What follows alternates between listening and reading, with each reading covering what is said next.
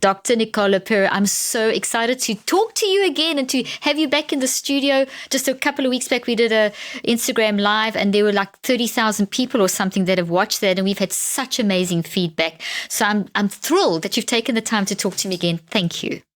Of course, Dr. Leaf. And I feel like that was our appetizer, that live that we did. So I'm really excited too. I feel like there's so much more that you and I can talk about. We speak the same language. So I'm honored to be having that follow-up conversation with you today. I am too. It's so good. And I love it. Thank you so much. Well, Nicole, for those people that didn't hear or see the Instagram live, do you mind just telling us a little bit about yourself and also what's not in your bio? Give us some little behind the scenes things over there.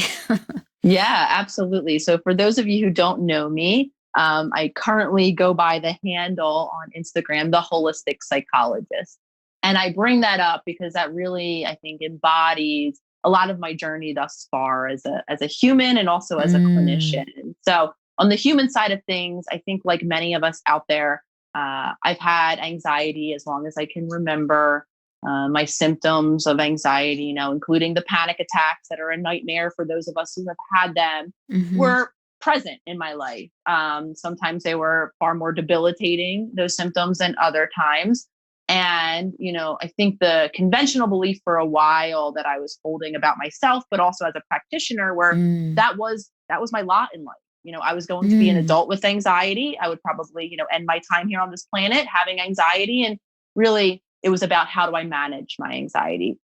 On a professional side of things, I was very attracted to the human mind, to people, felt very intuitive that I would go into the profession of being a psychologist. And really everything was, moving along in my life until I have had what I call a dark night of the soul, where my symptoms, my physical symptoms became unmanageable, or so I felt. I started to faint. I started to forget my words. So things that were behind the scenes physically for me really came to the surface. And I also had a reckoning, I think, with my emotional world or lack thereof. I was someone who's very disconnected from my own emotions, even though I'm in the profession of emotions. So interesting. And, not really feeling equipped to navigate my emotions. And then spiritually, not really living in alignment. And I really had my aha moment, Dr. Leaf, when I started to notice the same patterns in my clients. So now here I am, a human in a room as a practitioner, feeling stuck in all of the same ways that all of my clients were stuck. So as a result of some deeper healing that I've done, I really embodied this concept of holistic, which to me means, we are a body and there's some physiological, mechanisms that we can harness, including our nervous system that many of us are dysregulated in. In my opinion, a lot of us struggle with our emotions, from disconnected completely to I don't know what the hell to do with them. They're overwhelming. And then for those of us who believe, as I do, I think that there's a spiritual entity, there's a soul that is here as well. And so what I mean when I mean holistic, and this is how I came to my own personal healing, I addressed all of it. I began to shift and change my daily behaviors so that I was moving toward alignment in all of those areas. And the short of it is I started to get better. I started to not even have the symptoms of anxiety. I started to break out of some of these patterns that I was repeating just like my clients. And then I really came to the conclusion that this had to be the way we begin to work in the field, because I know, you've been through a similar schooling system, and for a very long time, everything was kept separate. The mind, the body as a separate entity, and then the soul has been completely just forgotten about. Yeah. So I'm here to say, I believe that the whole field itself has to update in this more holistic way. Oh, I love what you just said. And I'm like smiling inside because, 38 years ago when I got involved in this field, I remember being told by my professors when I said that there's a connection between the mind and the brain and the body, that our brain can be changed by our mind, and that there's this inseparable but separate separate but inseparable connection, and the field of integrative medicine had only sort of begun at that stage. There had been stuff for 150 years, but it was only really coming. But that particular time was when it was so much about, no, it's just brain, the scientific method, the focus, the neuroreductionism. And I was in that field, and they said, why are you? It's the brain. The brain's I said, no, the brain's not making you do anything. Your amygdala can't do anything without your mind actually, yes. You're dead, and everyone goes on about when people start saying, oh, my amygdala is this and my amygdala is firing. I'm thinking, it's not doing anything. You're doing it. And your amygdala just happens to be the structure that houses those emotional, well, it responds to the emotional perception, and it gets a bit of like a burst of activity, but it's not controlling you. So when you talk about holistic, this is why I love what you do, because this is what, for 30 years, I was told that 30 years ago, I was told it was a ridiculous question. I even did a TED talk on this, that you could actually have the mind change the brain. So I work with people with traumatic brain injuries who had been written off and said, okay, if I can get them to change, then you've got to start listening. And so began my journey on this thing of mind, spirit, soul, body. And I'm a spiritual person. I agree with you. You cannot ignore the spirit. And Nicole, 30 years ago, and I'm older than you, so you may not remember this, but I know you've done the historical research and you've done the scientific studies. But 30 years ago, there was a major shift where the spirit was kind of pushed out. It was all about brain. And I saw in my practice, I saw the rise of people being prepared to do the work of thinking deeply and doing the hard work over time, to people saying, oh, I tried it once, it didn't work, I need a tablet, or I want something quick. I saw that shift over the 30 years.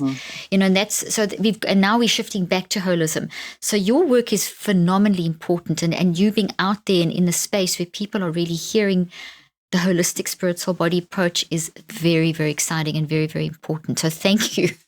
Of course. And thank you for being, kind of for paving this way. It has been in my own research, to come to, to be integrate, or to be introduced, I should say, to a lot of these concepts that you and I are talking about.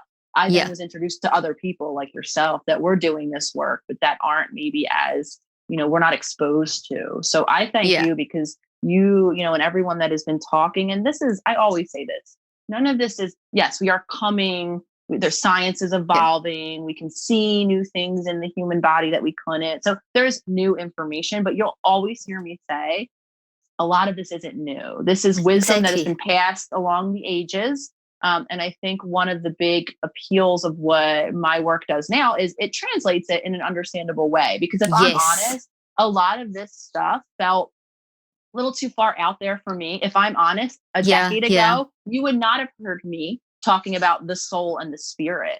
I, like a lot of us, right, was indoctrinated in a religious system, that didn't resonate with me. So for a long time, I just, I closed the door to any spirituality. And I know a lot of people and friends and colleagues who similarly have done the same. So when that spirit got thrown out, I think a lot of us did go in, kind of in service of science. I agree, that's helpful.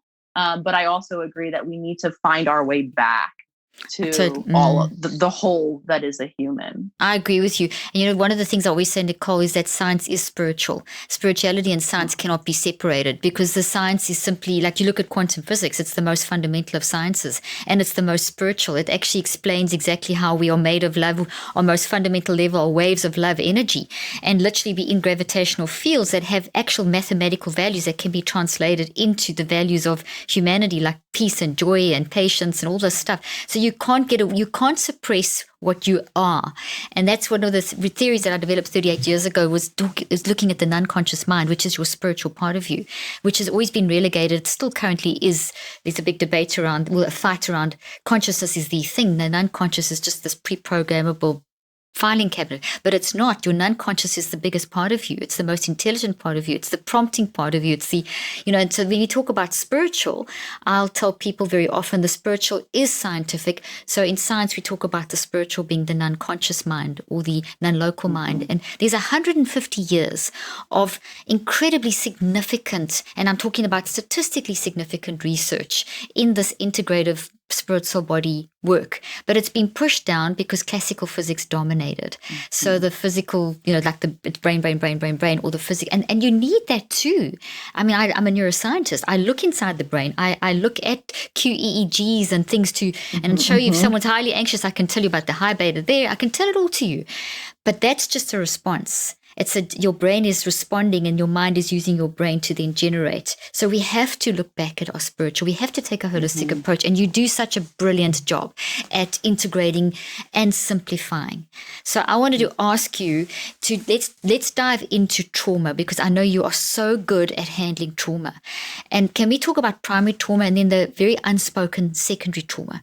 And can you give us examples? So maybe define it and then walk us through an example so that we can understand the two. Because that I get so many questions about that. And you just explain it like perfect.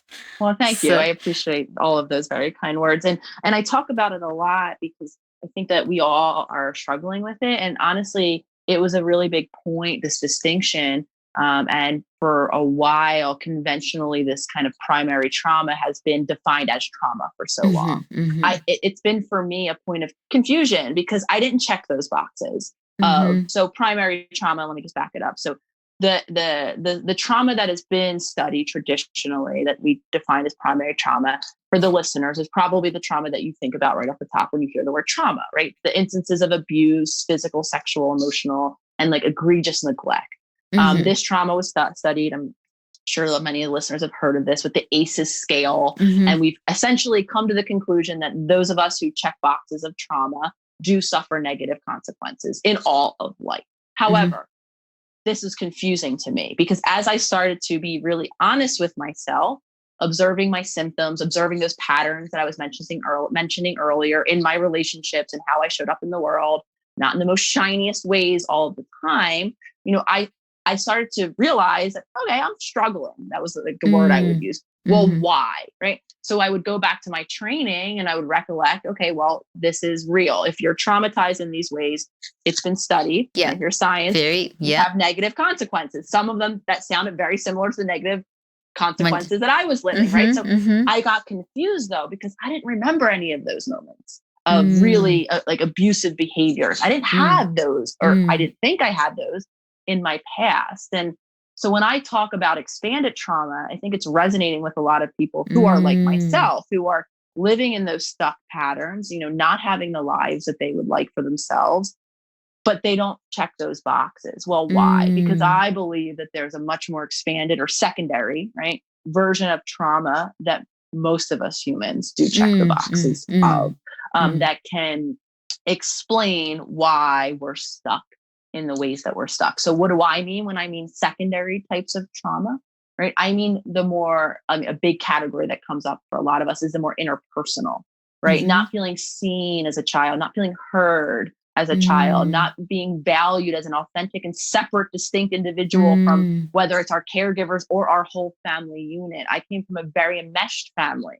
So there wasn't separation between myself and my caregivers and even my siblings. We operated as one unit, right? So I then began to understand I had a very emotionally distant mother who herself was overwhelmed and disconnected from her emotions. So she wasn't able to help me, first and foremost, my nervous system regulate as a child. She wasn't able to help me navigate my emotions as a child, right? So now I'm starting to understand, okay, this is why I'm stuck.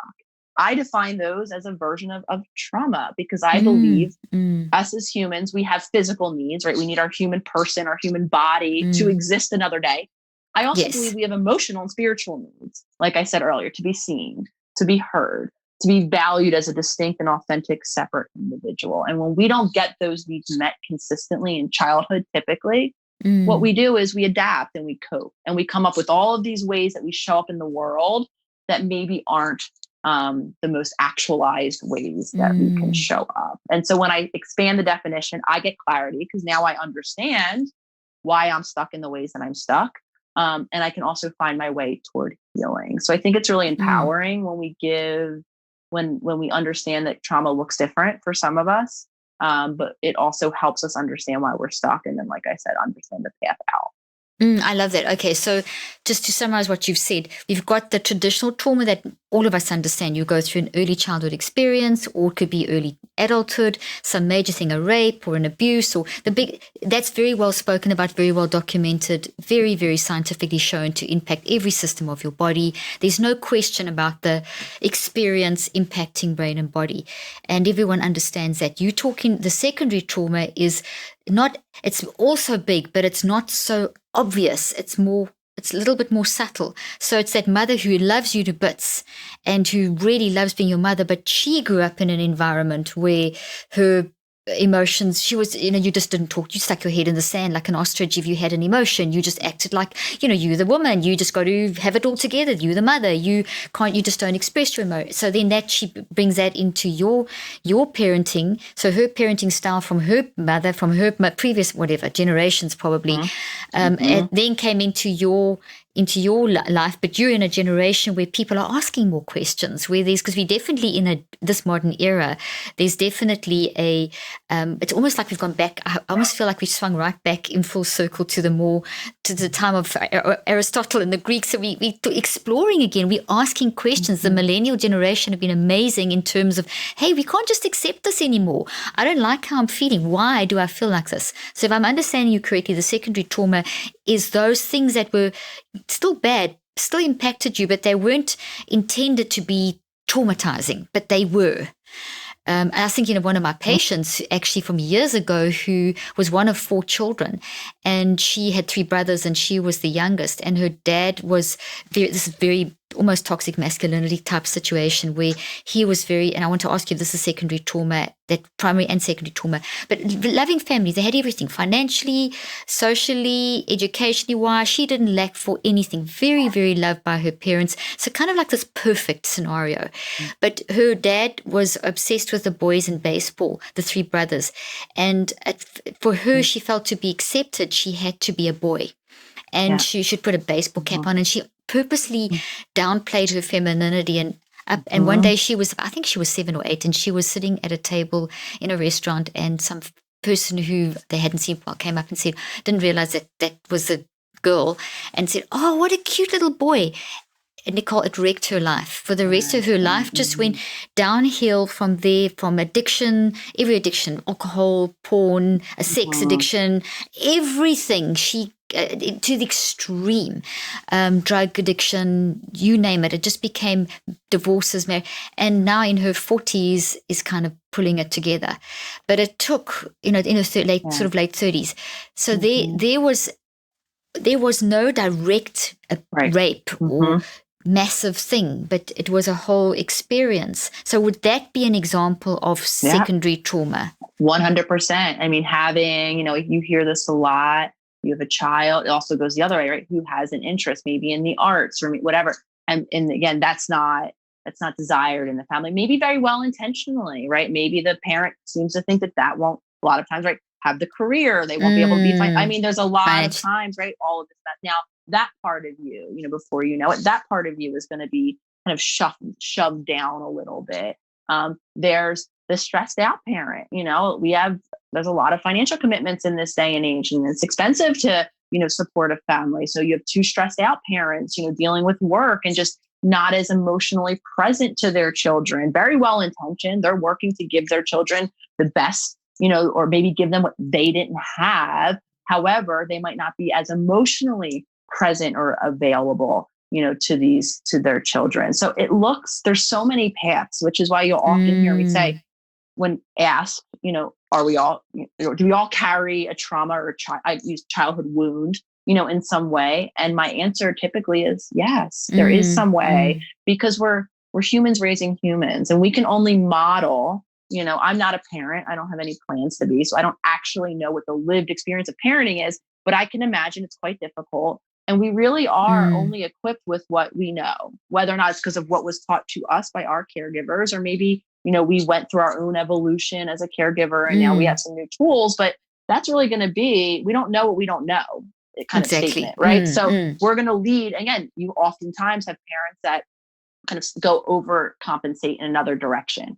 I've had a painful childhood, so I'm going to make sure my child doesn't experience this pain. Very well intentioned. However, I can go kind of surpassing something that then is helpful, right? Maybe I become so protective of my child that I don't let them experience any stress. So when they go into the world, they now we have someone who doesn't know how to talk, right? So there's so many pathways to it, which is why, in short, we all are carrying some wound that's affecting us, whether it's the way we've learned to cope. So like your client, I've learned to self-medicate. I've learned to distract myself. That's how I cope. That becomes my go-to coping skill. However, there's for a lot of us some negative consequences that go along with those behaviors, right? Some of the impact of my wounds might dictate how I show up in relationships. We see this a lot with people pleasing. right? I might become Mm. the person who now is worried about everyone else in my life before myself. In my opinion, that's a conditioned pattern that came from an earlier time and a place, likely a space where we were wounded. Maybe we weren't seen. Maybe Mm. we had to feel like we had to put mom first to ensure that we received the little bit of mom's love that we could get, like me. So that's Mm. my story, right? So before I Mm. know it, I'm an adult who is so worried about everyone else around me. Not surprising, the Mm-hmm. profession I went into, right? Yeah, yeah, straight And away, before just I know it, continued the yeah, path. you know what I mean? And I was Dr. Leaf. I was in my 30s, realizing when asked once very directly, I Yeah, was talking to a friend. This is how I really came to realize that enmeshment pattern, that putting people first, yeah, how I had been living that childhood wound out in my relationship. I came to realize when someone very well intentionally was supporting me, I was going through a litany of all of the obligations that I felt I had to my partner and their family and this friend over here. I think it might have been yeah, holiday time, whatever. yeah, The person looked, I was saying what all these people wanted of me. The yeah. person looked really directly at me and said, okay, well, what do you want, Nicole? Wow. And I could have fallen off the couch, because the truth of the matter was I had no idea. No one asked me. I didn't Wow. ask myself. I didn't know what I wanted. And at that point, I really began to realize that part of my conditioning, part of the way I coped with, right, my childhood events Yeah. was I put everyone first. And here was it right in my face. I didn't know what the hell I wanted. Wow. So a lot of us carry the ways that we are dealing with our wounds Mm. into adulthood, into the dynamics. And that's why I often talk about relationships, and relationships come up a Mm. lot because we see these patterns more often than not, because we are interpersonal creatures in our relationships. That's so good. And I'm thinking, as you're talking about those parents and that the enmeshment that you had with your mother, and how you, to get just that little bit of love, you put everyone else first, and how that carried out into your entire life and into your profession, and almost like because unconsciously you were trying to fix it. If you think of it, Yep. and it took a kind of epiphany for you to realize that you had not connected all the different dots, that spirit, soul, body dots, and that, and I'm thinking as you're talking, what about how important it is for us to be so authentic with each other. And that goes for the mother and father to the children, as well as the children to the parents. So it's so important. We have to shift into an era where we encourage, and I do this a lot with my parents, because I've done it with my kids. I would often get criticized, especially by my mom, who would say, you can't let your kids talk to you like that. You can't let them tell you those things. And in the very religious environments and very sort of strict environments where, you don't let your children express their emotions. They must just learn from you. But that's so silly, because you're still a human. You've still got your own stuff that you're dealing with. You've got to be out and open and authentic, and show them how to dig deep, and then show them that, okay, this is how I'm feeling, but I'm going to try this and see if this works, and backwards and forwards. And it's okay to say I've had to learn this with 4 kids and working the way I do. Often I'm extremely busy, and my kids have had to sacrifice time with me. I've had to teach myself not to feel guilty about quantity versus quality. So there's also on that trauma that goes back to a parent who feels so much guilt about, I'm not with my child at my child's every single event. It's impossible sometimes to be at every single event. And that in itself is like a secondary trauma. And as you're talking, I'm thinking, I've suffered secondary trauma because I felt guilty about not being able to be at every single event that my children have experienced. But I can tell them that. And I can say, sorry that I missed that. And I hated missing that. And it made me feel like this. And in doing that, you help them process, oh, well, if that happens to them, and you forgive, because it's out in the open, there's no assumptions. Isn't that important for dealing with trauma? Yeah, I think that honesty is incredibly important. And what I want to offer, and this is why this is so challenging, is that it starts, the cliche saying, right? It starts from within, right? This means Very us good, being yeah. honest and authentic within ourselves first. So because I'm not a parent, when parents reach out, you'll never hear me give direct parenting advice, as in what to do when Johnny is X, Y, or Z, right? Excellent. Don't do that. My response is always some version of the same thing. And it's not always what parents want to hear, which is that focus on you. You heal. You change your relationships with your emotions, right? You do the So work. good.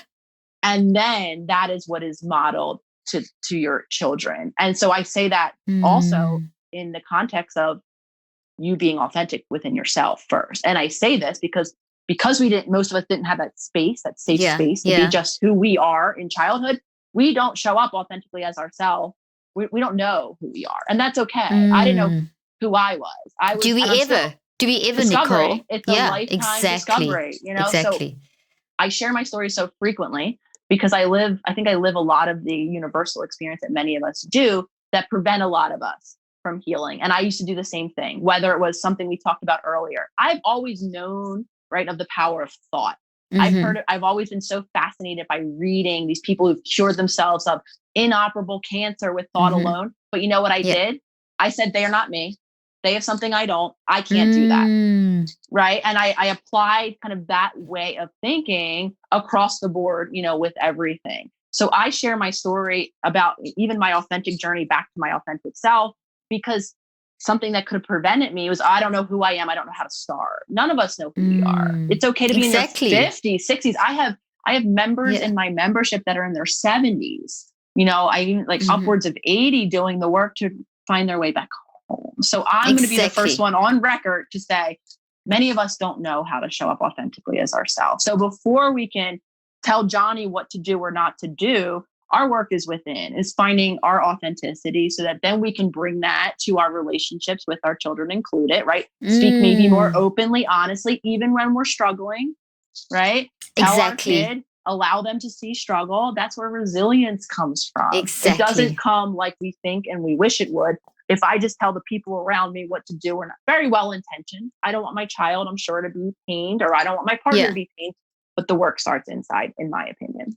Oh, I totally agree with you. And I mean, that's scientifically, we see that too. You know, this clinical trial we've just done has opened my mind to, you know, I've been in this field for years, but just I did a trial where we looked at the psychological, physiological, and neurophysiological, so spirit, soul, and body, literally.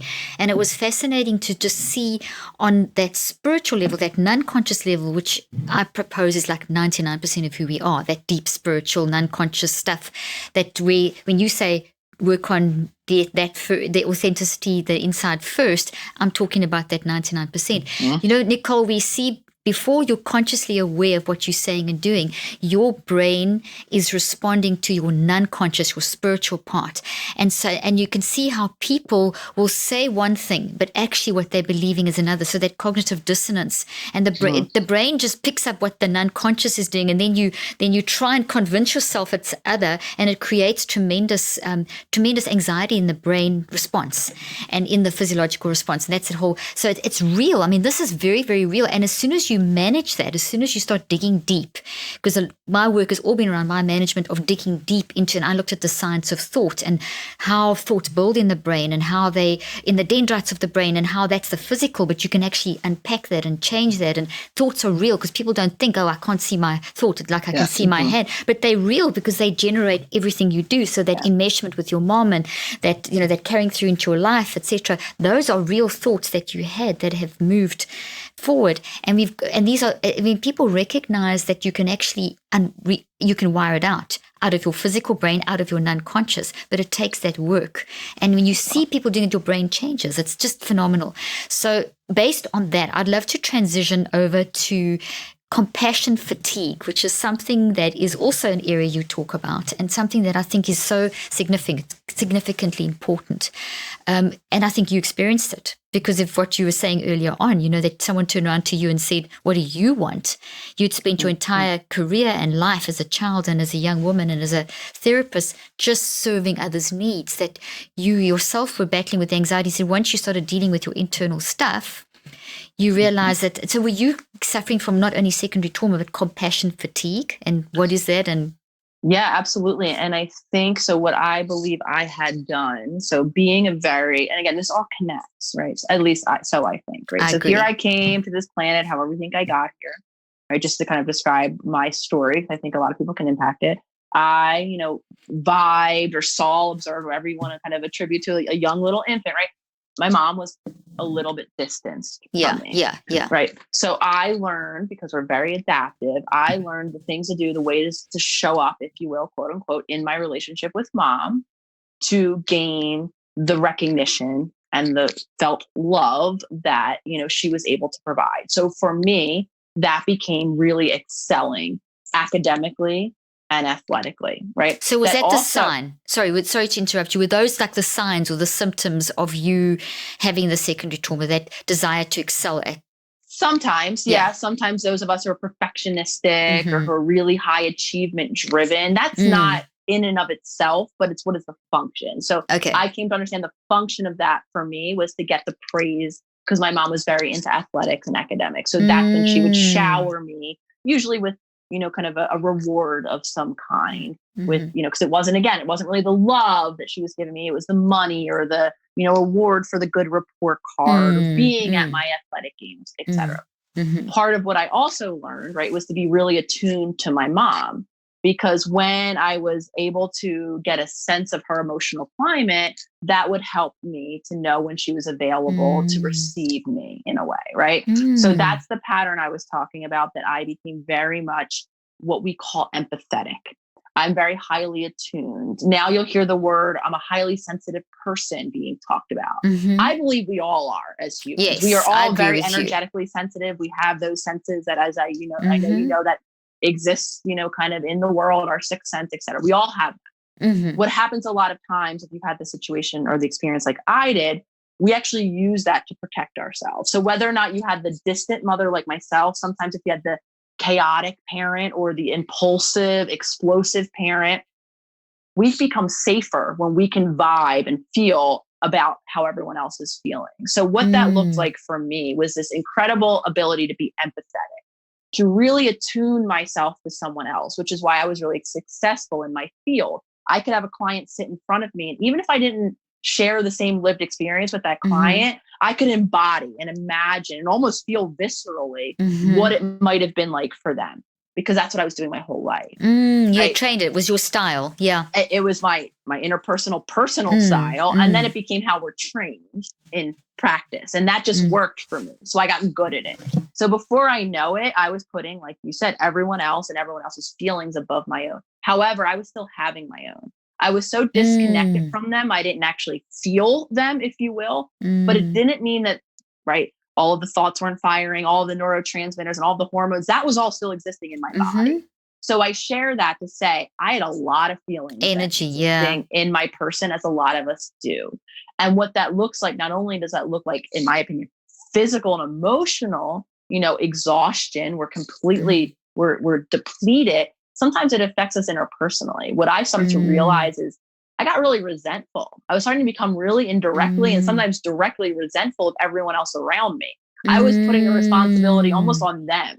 The fact that I couldn't say no to anyone who needed my help, or I couldn't, turn down plans or not pick up my phone, right? I got mad at that. Not me for putting them first. So what happened is I did fatigue myself. And I think a lot of us do that when we become so worried about other people, and we then we become a vessel for their emotions and our own. That's so good. Very, very well intentioned, right? I mean, we all want to be empathetic and care and love others as we love ourselves. However, we reach a limit because we're not releasing our own feelings. Some of us aren't releasing the feelings that we're carrying from other people. And then we do suffer a spiritual, emotional, and physical even breakdown. That is so well explained. And as you're explaining it, I'm thinking of the work that I've done in this clinical trial with, and the way that I've studied how I understand thoughts, and from the scientific and the quantum physics side, is thoughts have got energy. So you go through that experience, just like all your life experience. You built all these thoughts in your brain, and they're little physical. They're literally little computers that are made of proteins that are vibrating inside the dendrites in the brain. So they're not at the synaptic connections. They're these little thought trees, literally, and they hold all this. But they're filled with energy, and they're pulsing, and that energy is coming up. But instead of you getting it out, that's going in. And so then the energy becomes distorted because it has to be transferred. Energy can't just disappear. Energy's got to be transferred. So this energy that you're talking about, that you've had, it was all pushed down because we have to, and transferred means processing. When you process something by talking, acknowledging, embracing, I always talk about embrace, process, reconceptualize, you allow energy to naturally transfer. And we see that shift happening in the brain. We see the change in how the dendrites function, et cetera, all that brain stuff. But if you keep it pushed down, and for the empathy that you gave others, the tuning in, kind of kept a balance for a period because it was a very positive thing you were giving to others. And there is a lot of research showing that the more empathy you have, when you reach out and help others in your brokenness, you can increase your own healing by a factor of up to 68%. And there's a lot of studies around that. But that goes hand in hand with, you can't just do that. So here's all this energy you're giving. So you kind of kept a balance, but cumulatively over time, that energy now became volcanic and exploded, which is kind of what you're doing. So I'm just thinking as you're talking, I'm thinking of all the neurophysiological and then how that hits your, and we're seeing things like, Nicole, like prolactin, which is a hormone that's very sensitive to our deep emotions, our spiritual. We always talk about cortisol. I'm so tired of talk cortisol because that's all everyone ever talks about. But there's a whole, and it's good, we need to talk about it, but we have other neuroendocrine responses, and our bodies are, the blood and the physiology is much slower than the brain response. Our brain, the spiritual and brain kind of on the same time frame. Our cognitive is always sort of 10 seconds later, and our body sometimes it changes so much that you get a pattern can take weeks. So it can take up to 3-4 weeks to see the actual physiological. You'll feel it immediately, but the long-term physiological. So we see, like with prolactin, for example, which tunes into the deep emotional need. When that energy is not being, if you're not getting that energy out, if you're not balancing the empathy with processing your own stuff, one of the things that can get thrown out besides the cortisol and all that stuff is the prolactin level, which has there's always a link. You spirit our body all the way through, but that energy thing's very real. If you don't get it out, it goes in, it embeds in the cell function, it embeds in, and then that feeds back in because your mind is using your brain. So now your brain and your body are now not functioning like they should. So now they're going to send you messages. So your non-conscious sends up the subconscious, non-conscious to subconscious prompts. Hey, I'm anxious. Why am I anxious? And then you push that down and you give someone else empathy. So now you get exhausted. Does that kind of describe what you went through? I think, really, really beautifully. And part of what I would do too is with my empathy, I got into a habit of explaining away my feelings because I could understand why someone else did what they did, almost invalidating my right to my reaction. I mean, we get really savvy, in our mind. Again, wrapping this all full circle. And this is why I believe that talk alone, if you will, right? Just the mind alone isn't enough. This is why I do go back to the body, release of energy, whether it's physiological, whether it's retraining our nervous system to be able to, kind of as it like we're set up to go back and forth between our rest and our activated state. A lot of us get stuck in one or the other, right? So all of this, I am leading in to say, this is why we, in my opinion, need to continue to work holistically, because these things are housed in our body and are, impacted by our subconscious, our unconscious, right? They are chemicals that are, maybe out of balance, our nervous system, right? So talk alone. And I say this, I was in analytic training. I mean, I was a believer in the talking cure, right? Give me a couch, lie on it for several years. Yeah. We'll talk our way through it. Yeah. I was on the couch too, as part of my training. Yeah. I was, in analysis myself. So I did both of the sides of that coin. Again, I don't know, if that can provide the release. It's helpful. You'll never hear me talking against, kind of talk-based therapy. It's a lot of people that are in my membership are also in talk-based therapy. However, like I was saying when we began this conversation, if we don't integrate the very real body that we are having, the dysregulations that occur driven by that unconscious, we're going to remain stuck. And that's why we are stuck, I believe, as a humanity, only working separately. The medication addresses this, the talk does this. Let's learn how to release our emotions more fully so that we can heal.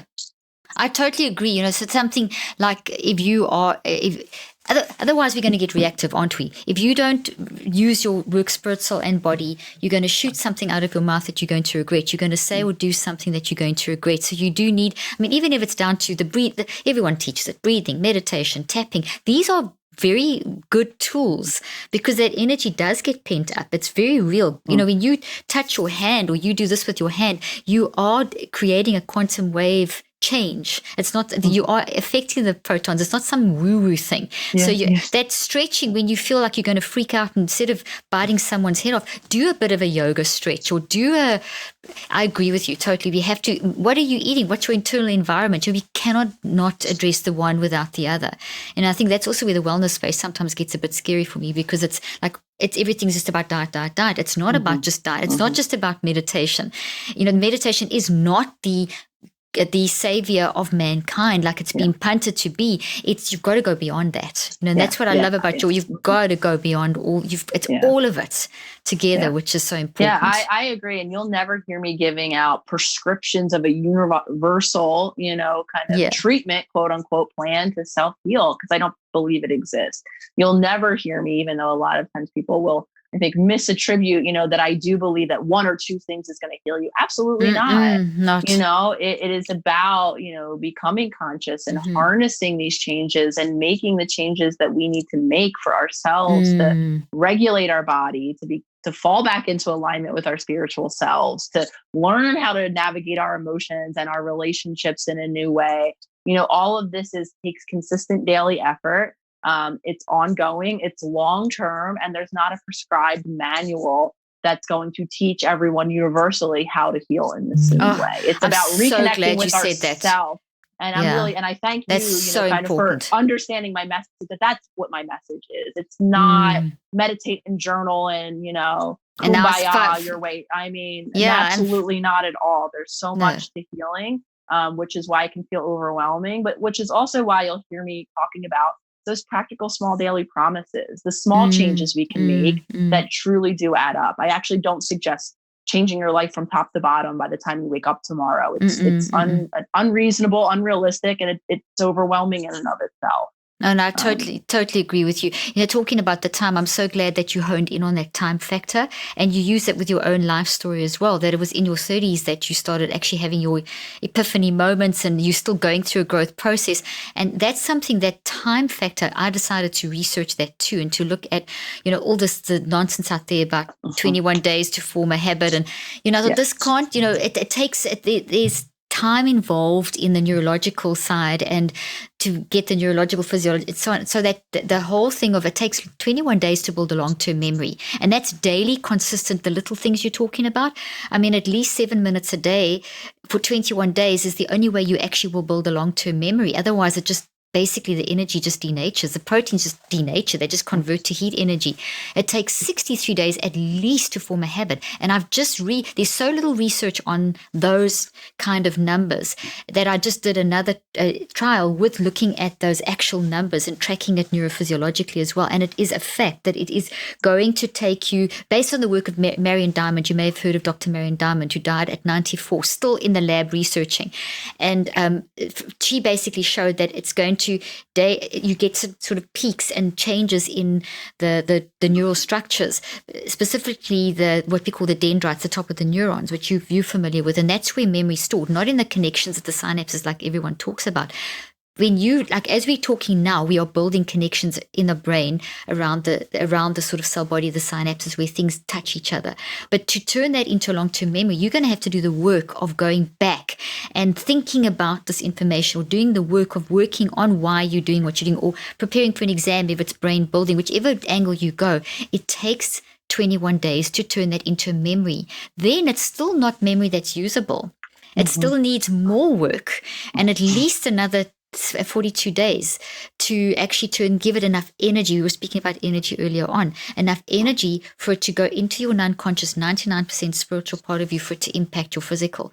So when you speak about the time, it's very real. We and so often, I don't know if you get this, I don't practice anymore, but when I remember getting this in my practice, and also with people sending me endless direct messages and emails like you probably get as well. And very often it's, I did one cycle of 21 days, or I tried it for 3 days and it's not working. Nothing will work in that time. It could take you, and even after 63 days, the shift is going to be you will see a change, but you can see a drop in anxiety of up to 80%, but you have to maintain that. You have to keep, because that's going to trigger another bunch of stuff that you have to work on. So you're not finished. So I always tell people in 1 year of 365 days, if you take your numbers, you actually have to work on at least 17 to 20 things every year. And even that might be too much. You can work on 5 a year, but it's all the time. It's a lifestyle. And I found that quite a lot to train people to, in this day and age where it's quick fix mentality, take a drug, take a tablet, fast. It's actually an issue. I don't know if you see that with your client. If you see that trend amongst 100%. And I mean, so just kind of the logical statement that I offer people to kind of, I think, reframe or gain some awareness is just to ask them how long they've been living, this like one other way, and for a lot of us, it's decades, lifetime. So to logically believe that 21 days in comparison to however many years we've accumulated, or 5 therapy sessions, it's just not, it's just not. And I say this because I've lived it. This was the most hateful thing I had to internalize, was the reality that this isn't quick. I'm just like everyone else. I wanted to do things, because they were uncomfortable. New things are for all of us. Yes. I only wanted to have to do them a handful of times. And I too believe that I should just be better by now. And it's just not. So the reason why I am often talking about, our childhood experiences is because we are sponge-like, in those first 7 odd years or whatever it has you. So that's why those are so impactful. Our subconscious, unconscious, what have you, is being kind of written, the computer, right? Written directly on to the program, because we are receptive in those early years, which is why once that our brain, shifts and a brainwave pattern shift into the ones that we carry into adulthood, we can affect deep lasting change, like you're so passionate about, helping people to do, as I am as well, but not without that consistent repetition. So, a lot of parents will jokingly be like, oh, blame the parents. It's always childhood. But it is because of the way we're evolutionarily wired. Our brain actually allows us to learn all humaning, if you will, right? Exactly. We need that. We appreciate that.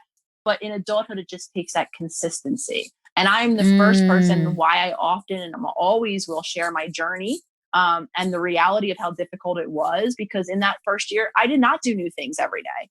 There would be weeks at a time in between where I would be tantruming and off of all my routines, and then I would get back on them. So, it isn't the linear trajectory, so we have to, this is where we show ourselves compassion and grace, because change takes effort.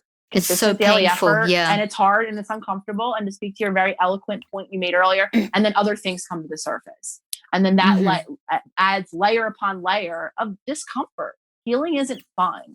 However, kind of coming and walking through a lot and changing a lot of my lifestyle habits, I also know how much better you feel along the way. So you learn tools, you learn how to feel empowered, and it makes the journey incredibly worthwhile.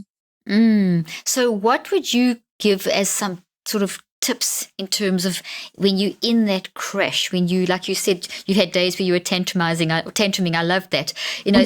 Where you kind of, okay, here's this ideal path and I'm going through this healing and I'm changing and I'm doing all this stuff. But now I'm having a day where just like I'll give you an example. I'll never forget the one time I was exhausted from traveling. I had all my kids with us. I was trying to keep kids entertained, plus go to conferences and look perfect and have all the answers on the stage in front of thousands of people, and then still spend time with my kids because they were trying to have a bit of a holiday. And it was just like too much. And I'm sure I was trying to finish a book and my kids were younger.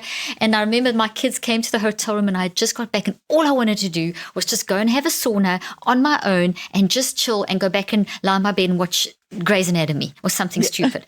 And they wanted to go for a walk. And I remember getting so irritated and saying, and whatever, and my one daughter turned around to me and said, you can choose, Mom, because I'm always saying you can choose, think, feel, choose. And at that moment I said, I don't want to choose to do the right thing. And I kind of threw a little tantrum, and it created so much laughter amongst us. But it was me being honest that yes, I know I can choose. Yes, I know I can choose to not get frustrated now. Yes, I know. But right at this moment, I am so tired. I just want to choose to do my own thing, and you guys are going to have to go and find a way. And it was quite hard, but the openness and me saying, I don't want to choose, they've never let me forget that. So every time one of them was in a place where I would say, you can choose, you can get through this. They say, you can choose too. You chose not to choose. So we're choosing not to choose kind of thing. So where were we going? I use that as an example. Yeah, I think the perfect, it's beautiful, because I think what you're illustrating is something I often say is learning how to be compassionate and acceptant of our own choices. Yeah, that's what I want to, yeah. A lot of times, so my number one suggestion, whether or not you're choosing to do maybe all the new things or the one new thing that you committed to do, maybe you're making that choice. Maybe you're choosing not to, allowing yourself to just be within that choice. Because what we often do is we make choice A, say, right? But we're looking over at B and we are beating ourselves up for not having gone down path B. And I would do the same thing, right? If I chose like that today, for whatever reason, because my body's physically tired or because I'm emotionally tired, I don't want to, I'm tantruming. If I chose not to do all the things that maybe I did the day before, I do myself the most disservice if I sit on my couch and I think about all the things I'm not doing and I beat myself up. I might as well go do them. So choose your choice, accept your choice, I think is my number one. Wow. Because that's so the difference then between, do I get the respite moment that not going to the gym is allowing me, or am I causing myself such stress that I might as well just be at the gym because I'm not even resting? So my number one advice, whatever it is that you're doing or not doing in any given moment, just allowing yourself to drop into that moment and be with it as it is. Accept the choice you made, because the power of thought, right? We cause ourselves so much more discomfort. We cause our bodies so much more discomfort when we try to drop into another moment that's not there. That's absolutely brilliant. I'm just thinking immediately of examples in my own life and my kids' lives and people that I speak to, how common this is about, I should be doing this, this, and this. I should be doing this, and I just don't feel like it. And you can't enjoy that time of rest because all the time of just being lazy, or just the time of, I don't feel like working on this today. I just feel like having a mind break or a physical, whatever. If it's enjoying that moment, it's that now moment, and just giving yourself that permission, because it'll pass. But for now, that's what you need. But we're so in this mode of I've got to, that it actually can put so much pressure on us, can't it? That's really... Absolutely. And sometimes, again, that I got to comes from, right, conditioned beliefs, those habit patterns. So it does get more complicated. Like you said earlier, right? You can't just change your food and, make your, kind of eat your way to health, because again, a lot of times the way we're eating are affected by our beliefs, by our patterns. So we really, I think, again, full circle, we have to go down to the deeper stuff. We have to understand which driving, whatever it is that's causing us to be stuck or causing our life to not look the way it is. Typically there is that driver. So that's, I guess, another layer of what holistic means to me, is get to the underlying source, whether it's the language, right? The unconscious, the subconscious, like what's driving it? Because there is something driving it. And usually it's misalignment in one of those areas, my physical body, my emotional body, or my spiritual body. So, that's true. Kind of understanding, I think, the driving force of it is what really helps us resolve it. I love that. And taking that driving force, that inner child thing that you also speak about, that's commonly spoke about in psychology, is what you've also been kind of referring to. What you're saying is what I wanted to ask you is a good tip, something, and I think this is what you've been saying, that if you went through that with your mom, but your mom went through something too, and her mom went through something too. So instead of us going to this psychoanalytic Freud and, it's always the mother's fault kind of thing, because it's always the mother's fault, or it's to actually look at, well, I'm now an adult. That mother of mine who may have caused this in me, she went through something, or he went through something. So the pattern. So what do we need to do is, as a child, we need to have compassion for the parent. As a parent, we need to have compassion for the child. So isn't it time for us to level the playing fields and say, hey, we're all humans, whether you're a mother or a child, a father or a child, an adult and whatever, we have got stuff from the past. Yes. 100%. Let's 100%. all... I don't know if you can say that better than I said it. No, I love that. That's beautiful. And that still doesn't mean that empathy, that language I'll use, right? So I could totally understand, for instance, why my mom, is the way she is, right? If you have a mom that was maybe egregiously was abusive, or neglectful, we can understand. That doesn't mean, however, that we have to have a relationship. We can still determine the context of the relationship. So understanding empathy, seeing the intergenerational transmission of these patterns is really great and really healing. And we still can empower ourselves to choose how we show up or don't show up in those relationships. Because sometimes I will get a question, oh, well, if I just forgive everyone, I'm opening myself up to abuse. No. So for instance, I've been no contact with my family. I forgive my mom. I completely understand why my mom is how she is and was unable to emotionally connect with me. And I still choose that for me, having that no contact is what I need right now. Yeah. So I also like to just put that out there. Very good. Because I think a lot of times we get confused and we think, oh, well, that means I have to run back into an abusive relationship. No, you can still understand why this person may have been your abuser and choose to never have them in your life again. I agree. And you can create boundaries that keep that. Yeah. And I talk about flexibility a lot, allowing that. Love it. I love it. And I can feel two conflicting ways about one thing. If I can make space for both of those conflicting emotions instead of deciding one is the way I should feel and one is the way I shouldn't, we can really help ourselves expand. Flexibility. That's fantastic. Nicole, you have been outstanding. Can you believe this hour is up? You've got to go. I've got to go. Me too. We have to do this again. I'm so excited. I love it. Totally. I love it. It was amazing. Just before we go, how do people find you?